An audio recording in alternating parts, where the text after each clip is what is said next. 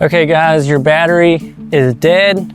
Here's your solution. We've got the 1000 amp jump starter, and I'm gonna show you how to use that right now. So this is the actual unit, and you can see it's only got one button here to check your indicator status. And then you've got some USB-C ports up on the top underneath this plug. It does have a flashlight on it too, and then the actual power plug for this jump starter cable adapter is right here on the side. Here's the jumper cables. It has a couple indicator lights on here as well. It says LC. If your jump starter battery is low, it's going to let you know that it is indeed a low battery, and it's probably going to need to be charged before you actually use it. And then HT is high temperature.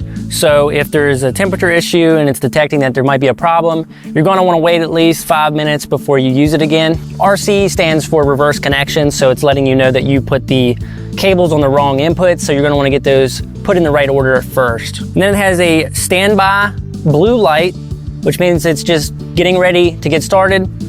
And then when it's green and ready, you can jump start the car.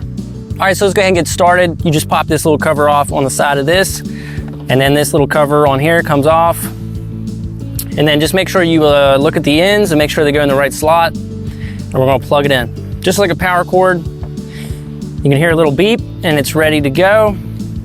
So now we're gonna wanna connect our red clamp first to our red terminal, just like that. And then get your black one on the negative, connected over here.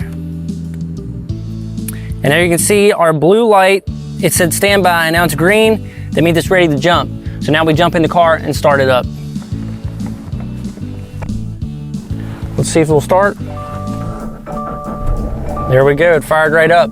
Now we're gonna wanna get out there and disconnect our cables. All right, once you get out here, we're just gonna disconnect our red cable and our black cable. And now we're good to go. We can unplug this and we can make sure we seal everything back up. We still got 75% battery. We'll use it again next time.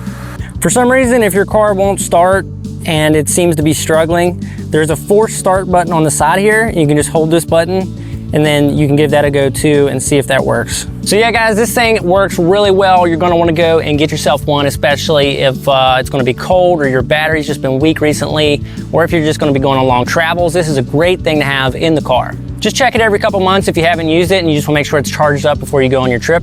You'll be good to go. And it does have some other uses as well. You can charge your devices. So this is also like a power bank, which is really cool. So you've got two USB ports here, so you can plug in whatever device you want. And also USB-C if you're just charging a phone or anything takes USB-C too. And also the flashlight is really bright and useful, especially if you're trying to get out here at nighttime and just check something. This thing's just a great multi-purpose tool to leave in your car, and it's gonna come in handy quite often. So do be sure to go and give it a look.